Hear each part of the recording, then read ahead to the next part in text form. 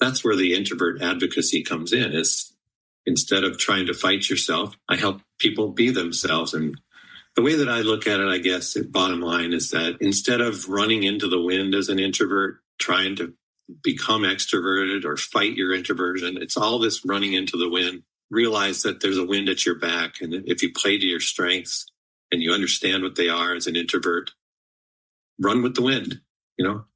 Sometimes we all have to run against it. Don't get me wrong. As a general rule, find the way the wind is blowing and run with it so that you have a really healthy, happy life.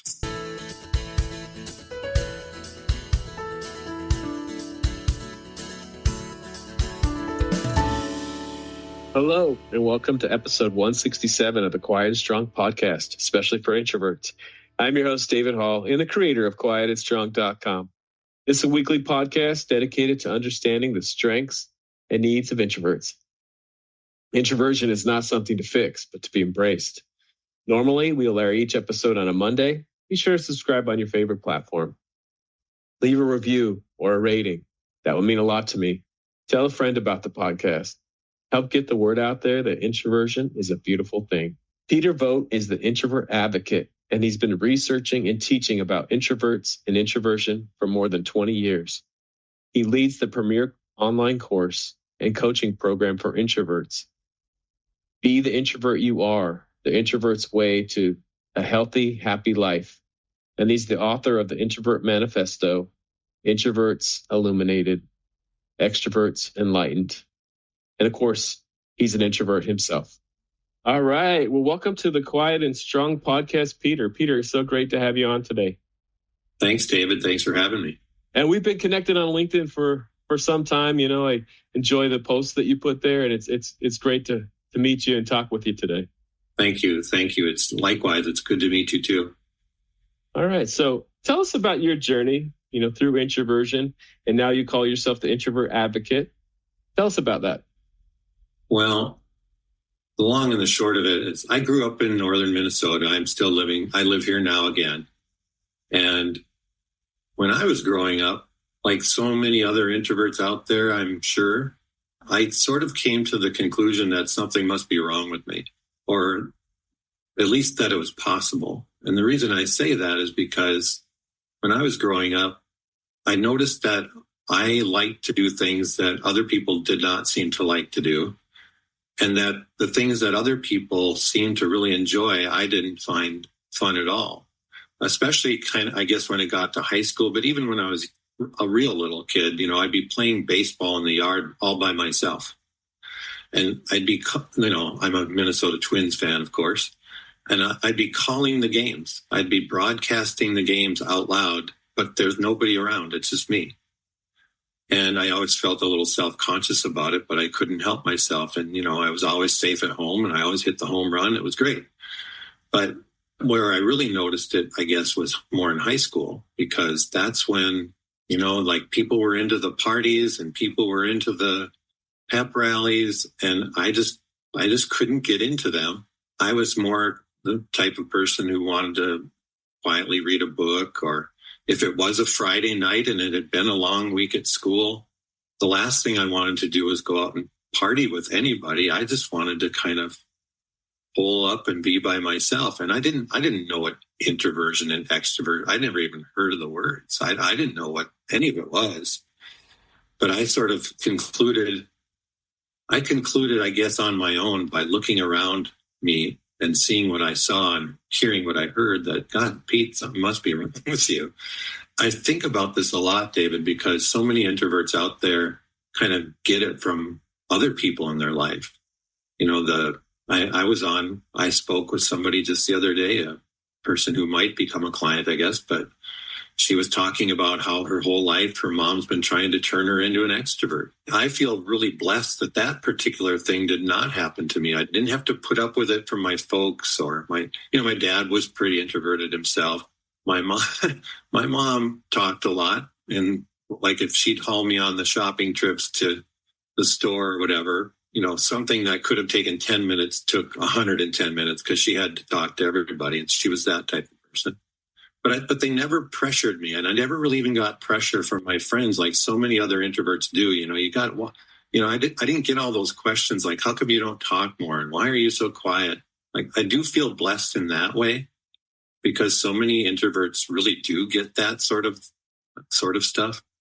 But I did look around myself and sort of conclude that, like on my own almost, that there must be something not quite right with you, because all through growing up, all through high school, into college, just didn't feel like I would fit in, like I fit in the way that I ought to, is I guess what it amounts to. And that's where all of this, I guess, began. And then I went to graduate school to study counseling. And it was in August of 1995. I had actually, David, one of those days, one of those moments that happens in the movies where you have an aha and the light shines and the music. I mean, not quite, but, like one of these sort of revelatory moments, because in grad school, I signed up to be something called a career planning group leader. And we were going through our training. And of course, what we did as part of our training was the Myers-Briggs type indicator, which many of your listeners have probably done. And, Myers-Briggs has its strengths and weaknesses, but it basically gives you some sense of who you are. And David, I learned that there's this thing called introversion. Like I so vividly remember it. And what went through my head, because I came out pretty strongly introverted on that inventory, what went through my head was this exact thought. Oh my God, there's nothing wrong with you. You're just an introvert. And that was, I guess, one of my inflection points in life that sort of, I've been fascinated with it ever since. I've been fascinated with the whole concept, probably much like you, David, like just what is this all about? And I've been studying it ever since. And so I've taken on this, what I call introvert advocate role, because what I would like people to understand, bottom line, is that there's nothing wrong with you. You're just an introvert. You're simply introverted. It's the same as if you're an extrovert. There's nothing wrong with you if you're an extrovert. You're just extroverted. We don't tend to stick the something's wrong with you part on the extroverts in our lives. And so that's where the introvert advocacy comes in, is instead of trying to fight yourself, I help people be themselves. And the way that I look at it, I guess, bottom line, is that instead of running into the wind as an introvert, trying to become extroverted or fight your introversion, it's all this running into the wind, and instead realize that there's a wind at your back. And if you play to your strengths and you understand what they are as an introvert, run with the wind. Sometimes we all have to run against it, but don't get me wrong. But as a general rule, find the way the wind is blowing and run with it so that you have a really healthy, happy life. That's the long and the short of it.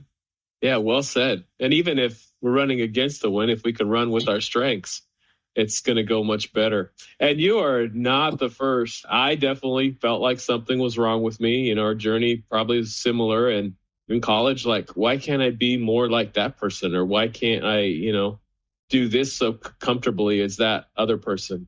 And so many guests have come on, like yourself, and said the exact same thing. They thought something was wrong with them. Yeah. I'm married to an introvert, and something that's amazing about that is she's a fellow introvert, but she's never felt that way. She's always been confident.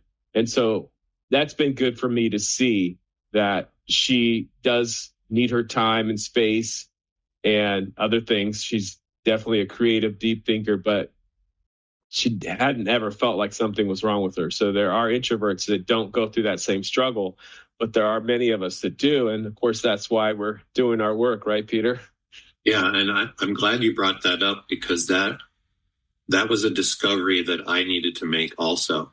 That when my book, The Introvert Manifesto, when I first wrote it, I sent it around to some people to kind of get some feedback, as many authors do.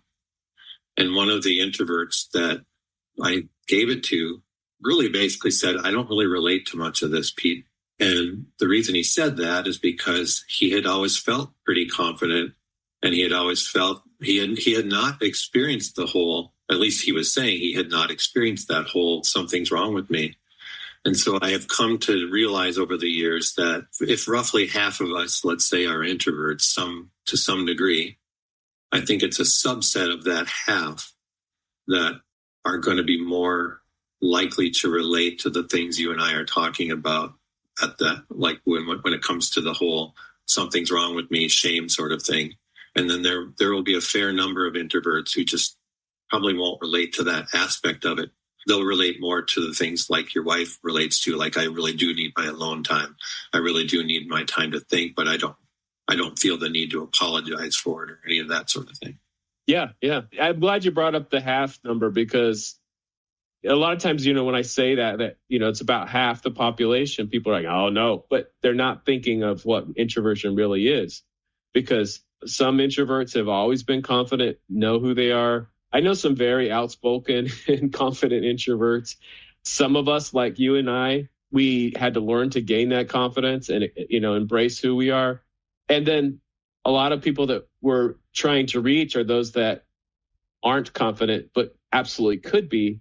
And a lot of it is from just understanding your introversion. A lot of that confidence can come for the person that is feeling shy and not confident. Understanding introversion can really, really make a change. Yeah, I totally agree with that. I mean, that has been my experience in a nutshell. All I needed to some degree was that sort of revelation that this is something that is the beautiful thing about the Myers-Briggs approach is that whatever, if you want to say type, whatever you want to call it, it's shown that it's a positive thing. Like there are no negatives. It just shows that there are differences. That's the key thing to understand, even between extroverts and introverts. It's not that extroverts are better than introverts, and it's certainly not that introverts are better than extroverts. It's not the Sneetches like Dr. Seuss. Right. I love that book. Yeah, so do I. But it's just that we're just different. We just approach things differently. We need different things. There's no value judgment in that. And that's the part of the things that I think that I push on the most in my work, and probably you do too, just to a large degree, is just sort of balancing the scales. It's like I always think of it as a teeter-totter. Like the teeter-totter of life right now in our culture, in Western culture, let's say, the teeter-totter is sort of skewed extrovert. It's not balanced. And I'm not arguing that we should just flip it around. I'm just arguing that let's just make it a little more balanced. Let's make it a little more even, Steven, and then everybody can get what they need.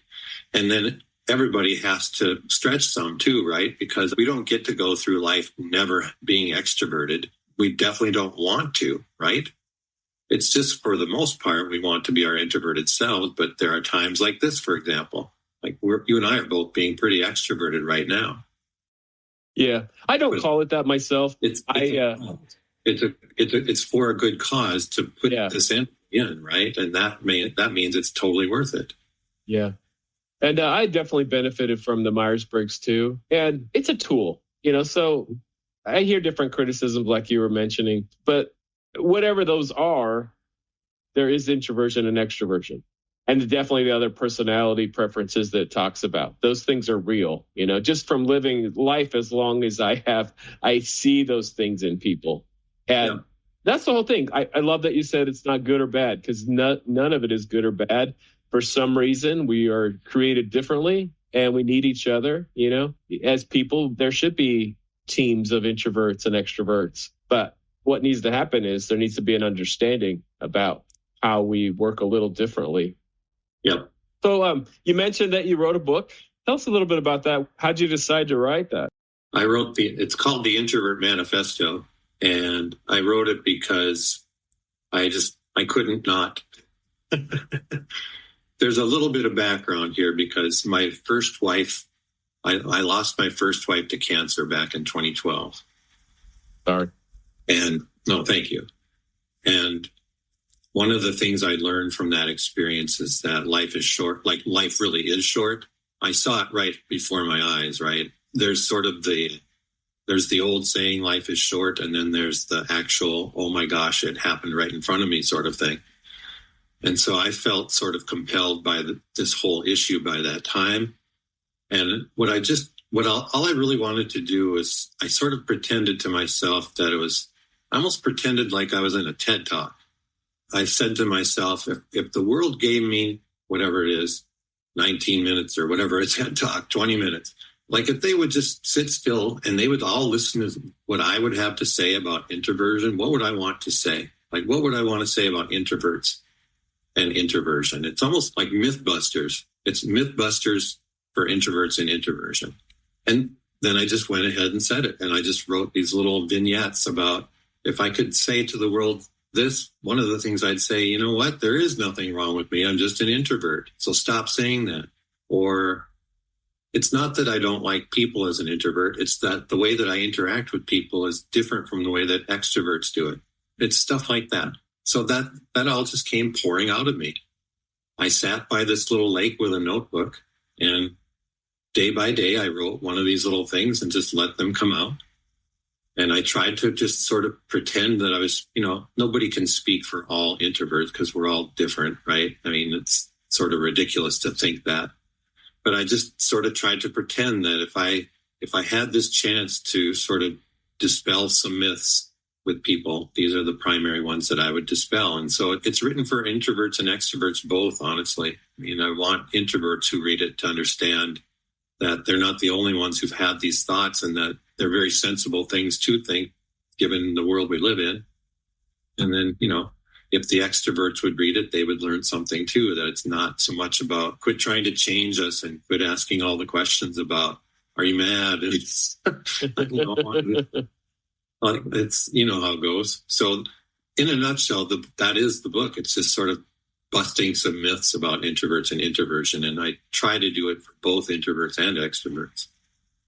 Yeah, absolutely. And that's a big part of this show. We talk about the strengths and needs of introverts. We bust some myths. Do you want to bust any more? Oh my. The one, since you've teed it up for me, David. Yeah. There's 100, there's 500. Probably you could do 500 too.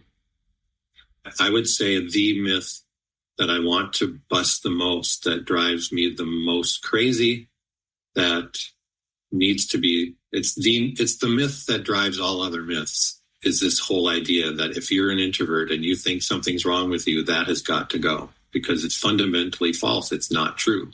There is nothing wrong with you. You're simply introverted. Now, do we have our things to work on? Like, does everybody? Of course, right? We all have our things to work on.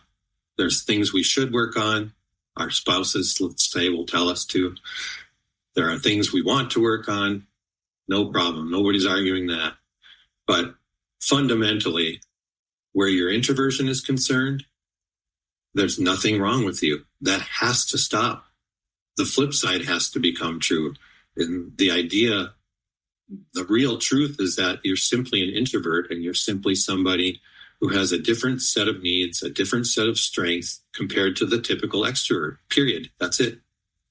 Yeah, I love that. So if there was a myth that I wanted to bust in a nutshell, that's it. That's the one. I mean, you said in your book, David, your book is called Minding Your Time. I wrote this down. It's on page 5, everybody, if you're reading David's book. This is what he says. He says, as an introvert, understanding your own strengths and needs and how to make the most of them will be the secret to your success. And I underlined the word understanding there for 2 reasons. One is because, we can look at that word in 2 ways. Understanding. Sometimes understanding is sort of in the algebra context, right? Like, I can finally, at long last, understand this equation after years of pounding my head. Like, intellectually, logically, I get it now. So we want to understand our introversion. We want to understand that it's a thing. We want to understand that there's, nothing wrong with it, etc. So there's that form of understanding. Just sort of having an intellectual understanding that you're an introvert is important.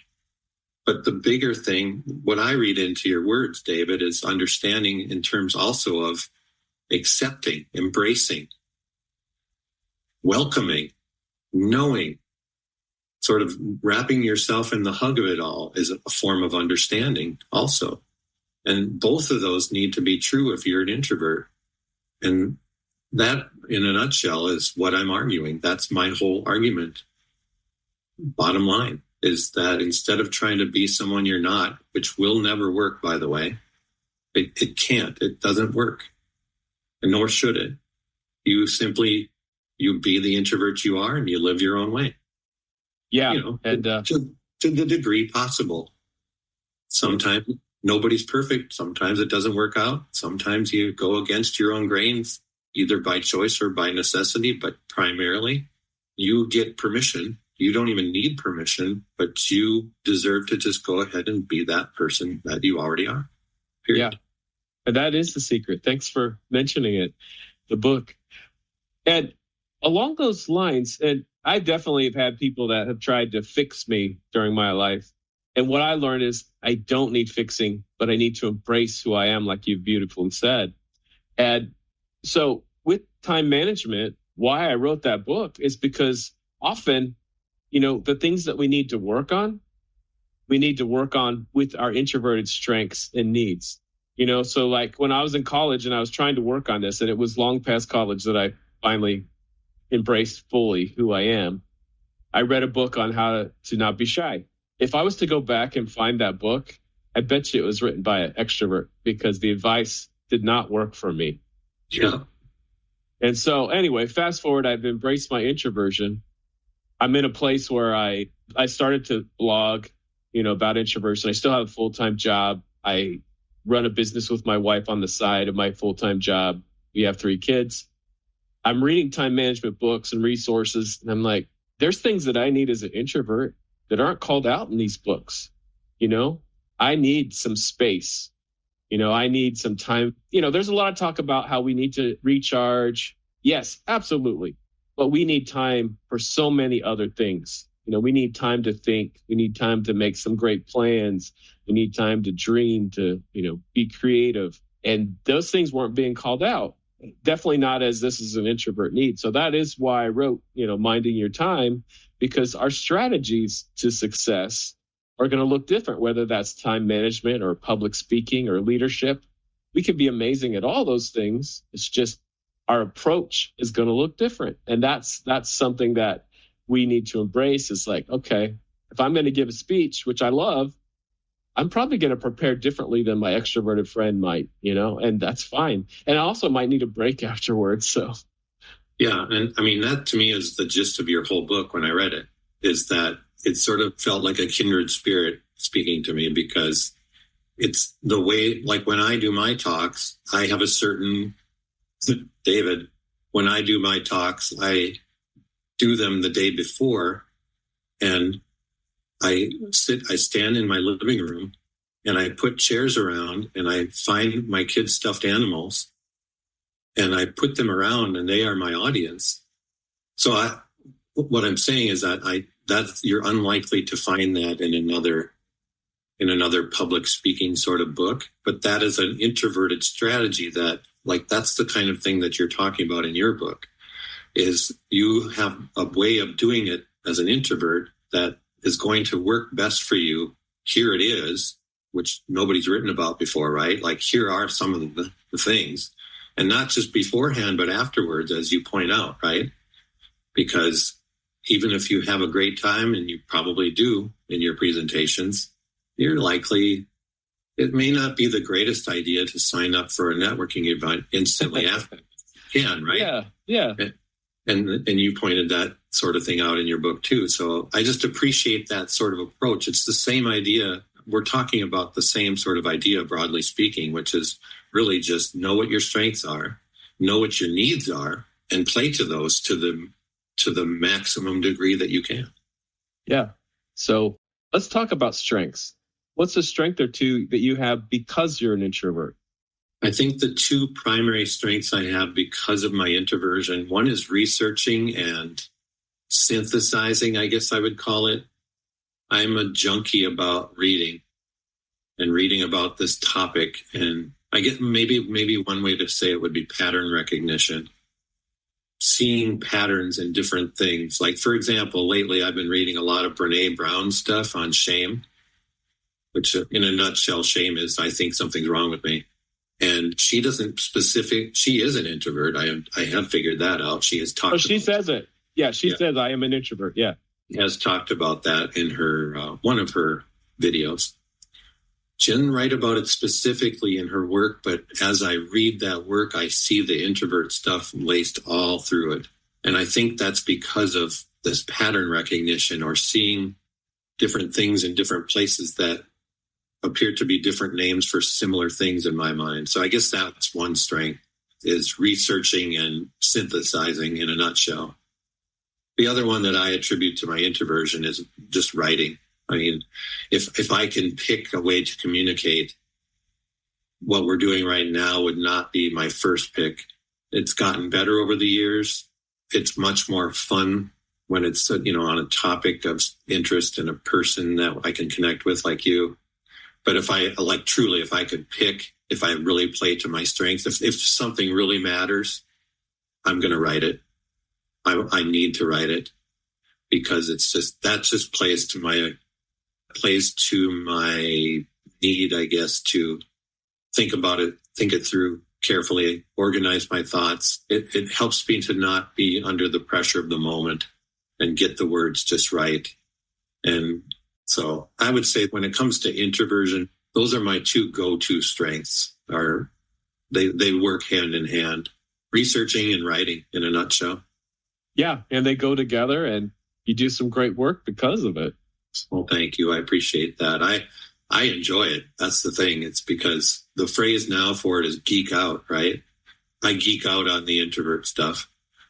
I'm sitting around my house all the time reading journal articles about introversion. Like, that's how it is for me. Yeah. Other people geek out on other things. My dad geeked out on cars and whatever it might be.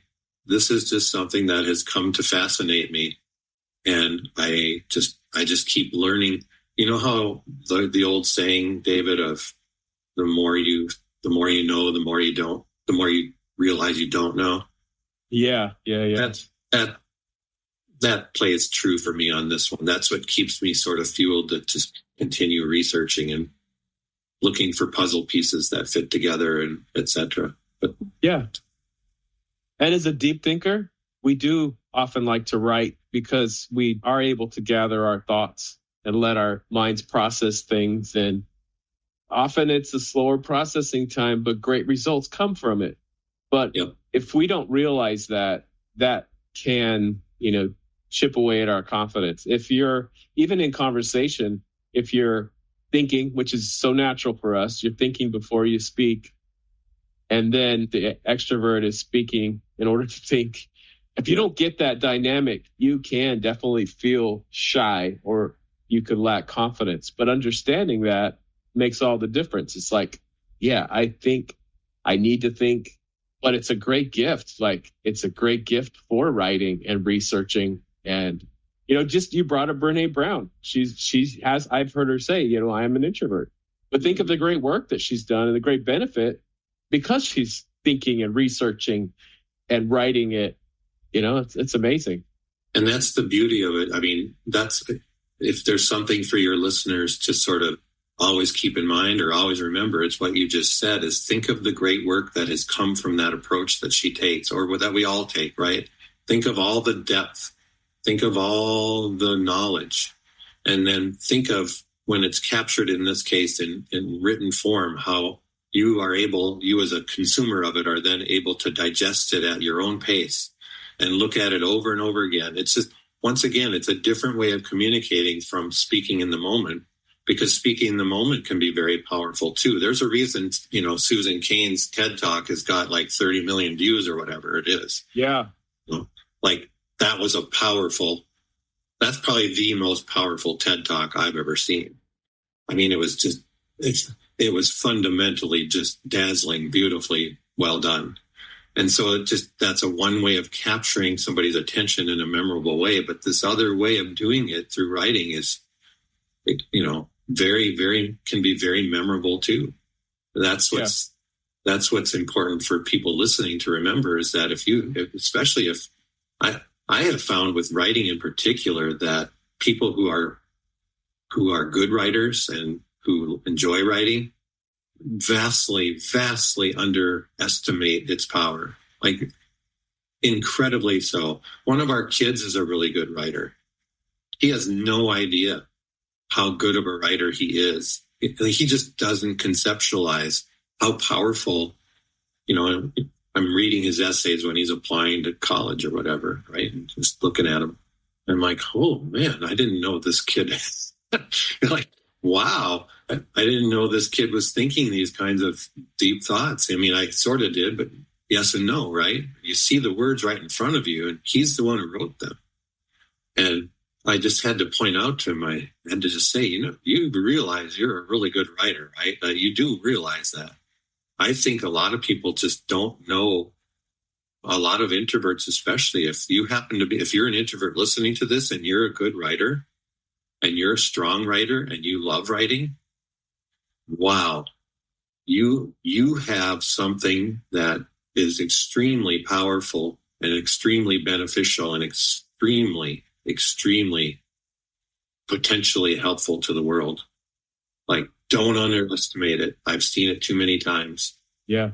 So the writing is powerful in of itself, but also it can lead to being able to articulate our thoughts.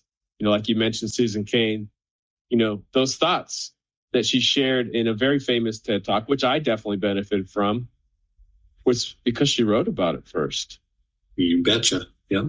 I mean, her book is just as well done. I mean, you cannot say, everyone will have their own opinion, but there's not a chance that you can say that her book was poorly researched and poorly written. That's fundamentally wrong.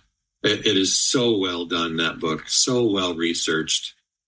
She wrote parts of it like little chapters of Out in the Field when she's at the Tony Robbins thing. And she just killed it, right? She killed it. She killed it like an introvert. You would think a strong introvert would write a strong introvert book. And she crushed it. She fundamentally crushed that book. And it's no wonder people have latched onto it, me included, because it's just really, really well done. And it's really, really honest and authentic. And that just captures you. It just captures you. Yeah. And, I've actually been surprised because just like I asked you, how'd you embrace your introversion? And, a lot of yours was about the Myers-Briggs, which that was the case for me. A lot of people, so many people say Susan Cain. And, that's only 10 years ago that she wrote that book. So it was a little after you already embraced your introversion.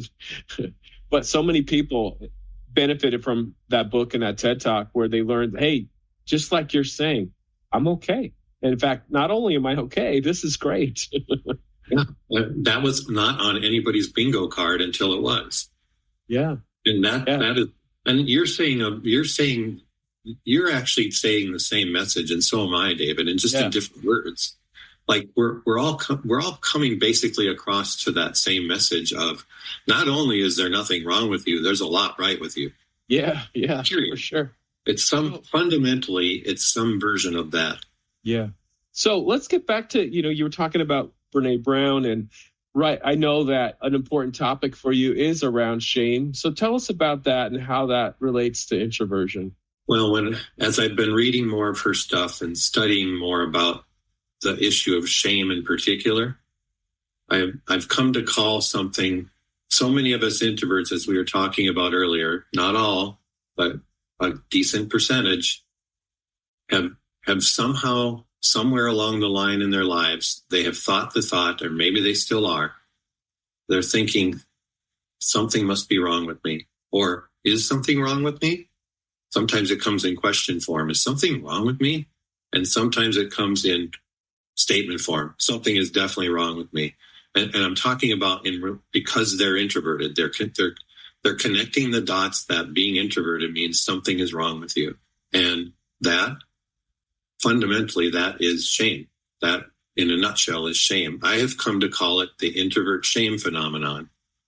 I'm borrowing that term. Many of your listeners, I'm sure you have heard of the imposter phenomenon. And I'm using the word phenomenon intentionally, and I'll tell you why. Because the two women who came up with it, the imposter idea, the idea of being an imposter, to this day, they're still upset that it somehow morphed into imposter syndrome. Because syndrome makes it a pathology, like you've caught something.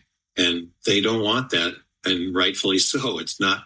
They were simply pointing out that if you feel this way, Like if you feel sometimes like you're an imposter, you're not the only one. You're not even close. It's a thing, right?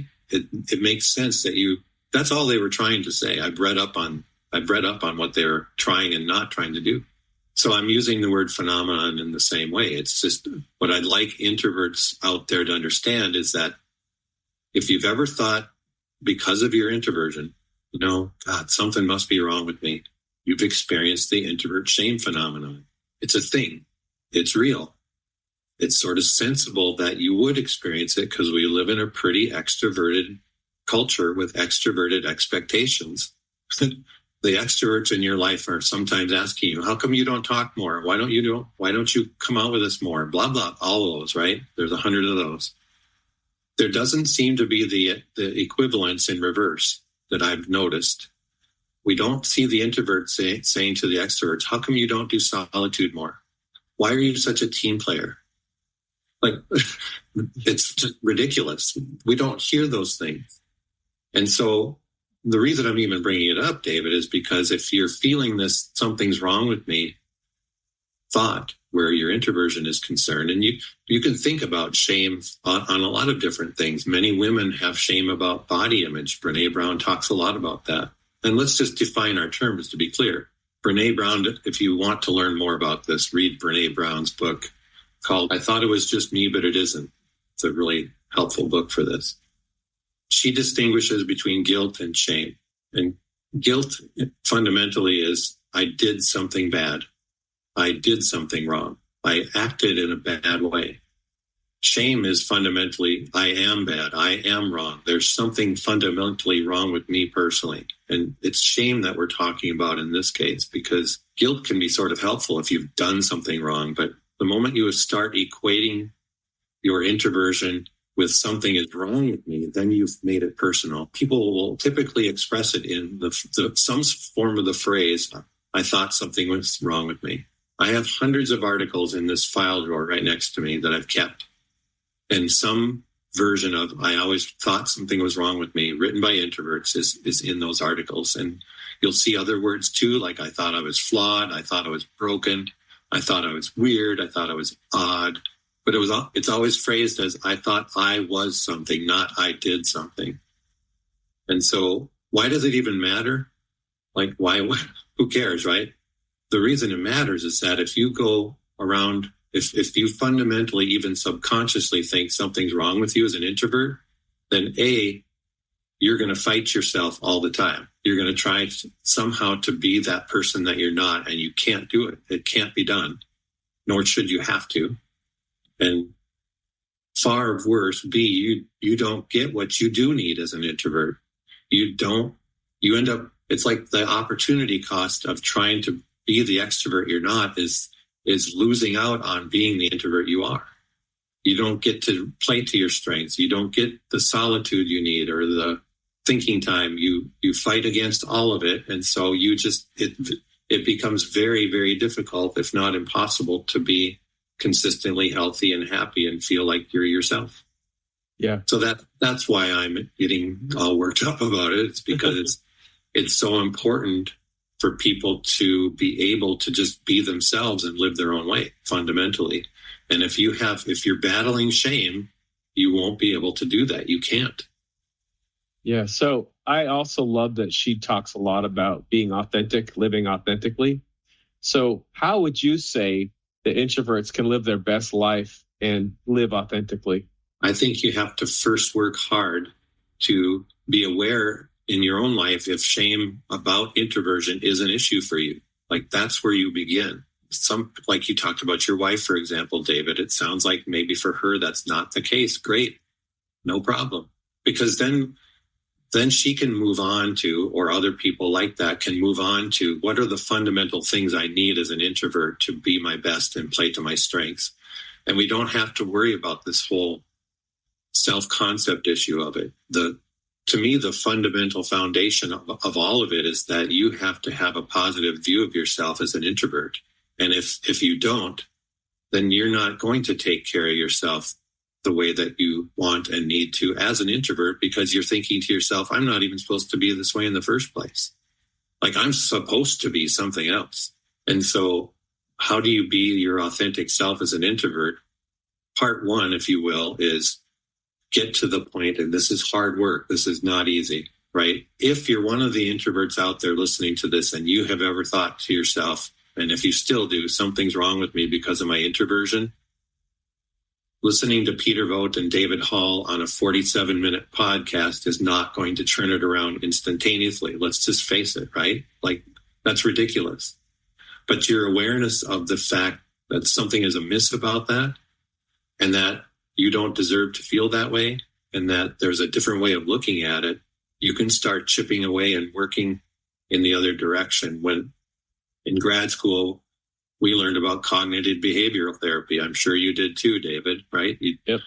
Which in a nutshell is you change the way you think, and that helps you change the way you feel. In a huge nutshell, I guess that's what it would be. And I always resisted it a bit as somebody who was learning how to do that sort of thing, because it seemed like almost magical thinking. Like, all you got to do is change your thinking and everything will be all better. And what I fundamentally misunderstood at the time is that that's not what they were saying. They were saying if you change the way you think, if you approach the way you think about it differently, you can at least have a more balanced view of it. You're still going to have your struggles. It's not like everything goes away completely, but you have a fundamentally more fair look at this, at whatever issue it is. And that's what I'm saying with this is if you can get to the point where you're saying, you know, I have some stuff on because I'm an introvert, call them weaknesses, call it whatever you want to. Things to work on, fine. But what gets lost is all these strengths, all of these things you are good at doing, all of these things you do need. And if you can just work realistically to a balanced view of it, instead of something's wrong with me, it doesn't become everything's perfect about me. That's ridiculous. It becomes something more like I have my strengths, I have my weaknesses, I'm going to run with my strengths. That fundamentally to me is doable and reasonable in people's minds as a thing that actually a typical person could actually pull off in the real world. And so step one for me is get to that point. Get to the point of at least I have a more balanced view and work toward the positive view of myself as an introvert. Because then number two, the other step of it is once you have that, once you've come to that point, then you really do know, then it really does become more nuts and boltsy. I call them 4 pillars of introvert well-being, David. Like, to me, the 4 things introverts need most in life, generally speaking. Solitude, alone time, reflection, time to think, those 2 things, the ability to focus and not get pulled in too many directions at one time, and to dig deeply into things like we are right now. Like, fundamentally, if you can just manage your life to get those 4 things then, and you're more likely to be willing and able to do that when you feel good about yourself as an introvert, then you can have an authentic and healthy and happy life as an introvert. Not a perfect life. Nobody gets that. No. But you fundamentally can turn it around from, like I said earlier, I really do think a lot about how it's changing your life from going into the wind constantly, which is exhausting, to flipping it around and going with the wind, which is less, it's still work. That's the thing. If you're a runner, for example, I run sometimes. Running is tough. Running sucks. Like some people, I don't love running, but I do it. And running into the wind is the worst because it's even more work and even more slower than I already am. If I run with the wind, it's still work, but it's easier. And it goes better, and I'm a little bit faster, and I'm a little bit stronger, and I can go a little bit farther. And that's all I'm saying. It's like you're working either way. In life, you're going to work either way. But why not, if you can, with your awareness, when you've got some awareness and you've got some planning ability, why not run with it? That's fundamentally all I'm arguing. But if you're battling that shame thing, you don't even get that far. That's what I finally came to figure out, is that it's really nice to have 4 pillars of introvert well-being as a concept, whatever you call them. People call them different things. But if you've forgotten the part about feeling good about yourself, that you would bother to pursue those pillars in the first place, then you've got nothing. Yeah. So I love that. Run with your strengths. You have to address the shame part first if it's an issue for you, is what the bottom line is. Yeah. Okay. Yeah. So run with your strengths. Peter, this has been such a great conversation. Tell us about just the work you do, your course, and how people can get a hold of you if they want more information. Sure. I'm always available. If you would like to learn more, the best place to go is my website, introvertinsights.com. And there's lots of free things there. One of the things that's important to me with people is making sure we gauge the fit or lack of fit with each other if we were to ever work together. Because there are some people that the fit would be just right, and there are a lot of people where it's just not a fit for whatever reason. And so the reason I bring that up is because at the website, if you want to kind of get to know me a little bit, there's a lot of free things that you can do there. For example, there's an ebook version of my book that's free there. I make videos, little short videos about introvert-related topics. There are lots of things that we can sort of get to know each other. And then there's other things there. When my book is there, etc. My primary thing that I focus on now is my online course and coaching program, which is called Be the Introvert You Are. I'll leave it to people if you would like to check it out. You'll see it on my website. Just look for that course name. The thing I guess I'm most proud of and most want people to understand about the course, if you are interested, is that one of the things that you can do if you are battling this shame element in your life in particular, one of the best things you can do is talk about it, which, for introverts, guys especially, sometimes it's not easy, right? But one of the best things you can do to help yourself is to be with other people who have experienced it, who see the same things, so that you realize it's not just you. So a big part of that course is not just the material of the course, but it's a private online coaching group that I'm involved in, and the students in the course are in on it too, so that you could just bring your questions there, bring concerns there.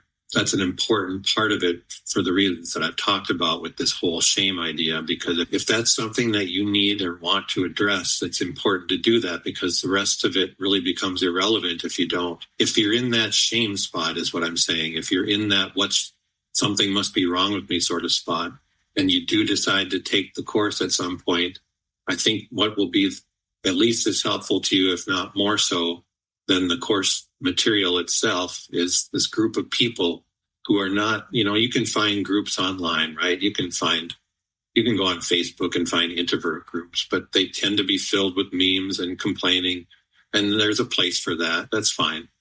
But if you would like to have a serious discussion about you and your introversion, that this is a place where you can do that with people who actually care and understand where you're coming from. And so I just invite people to check that out if they would like to. That's primarily, I put out a blog post every week. I put out several videos every week. And like I said, sometimes it helps to just, test people out for free for a while first, and then see how it goes, see if the fit seems right. And that's a way for people that are listening to your show to do that very easily. Thank you. And I will put your information in the show notes. And again, there's nothing wrong with you. I love that message, Peter. Be the introvert that you are. So thanks again, Peter, for this great conversation. Thank you, David. I really appreciate it. Thank you so much for joining me today. I look forward to further connecting with you. Reach out at david@quietandstrong.com or check out the quietandstrong.com website, which includes blog posts and links to social media channels. Send me topics or guests you would like to see on the show. If you're interested in getting to know yourself better, there's now a free Type Finder personality assessment on the Quiet and Strong website. This free assessment will give you a brief report, including the 4-letter Myers-Briggs code. And you can also have the option of purchasing the full report if you'd like to learn more. I'll add a link to the show notes. So many great things about being an introvert, and we need those to be understood. Get to know your introverted strengths and needs, and be strong.